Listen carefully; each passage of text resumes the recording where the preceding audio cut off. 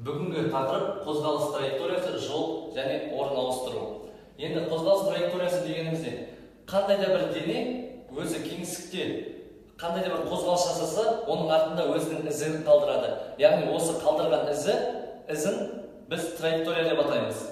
Енді траектория мысалы қисықсыздықты не түзусыздықты болуы мүмкін. Оның дененің қозғалысына байланысты.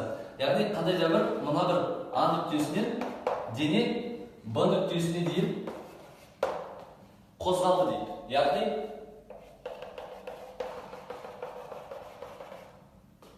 Яғни міне осы бір штрихталған сызықты біз траектория дейміз. Яғни ол А нүктесінен Б нүктесіне қарай ізін қалдырып отырды. Енді траектория дегеніміз осы. Ал жол дегеніміз осы бір траекторияның ұзындығы деп аталады.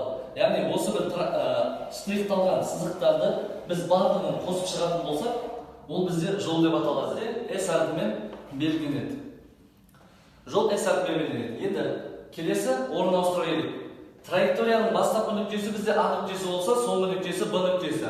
Яғни бастапқы нүкте мен соңғы нүктенің қосатын кесінді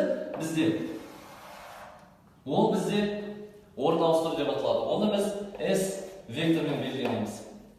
Егер енді жол мен орын ауыстырудың айырмашылығы орын ауыстыру векторлық шама, ал жол скаляр шама. Және тағы да бір айырмашылығы. Жол ешқашан нөлге тең болмайды, ал орын ауыстыру нөлге тең болуы мүмкін. Егер қозғалыс бір қалыпты түзу сызықты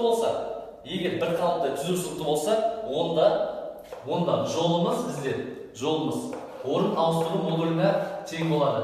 Ал егер жолымыз жаңағы траекториямыз әртүрлі қисықсыздықты болса, қозғалысымыз бір қалыпты болмаса, онда жолымыз әрқашан үлкен болады орын ауыстырудың модуліне.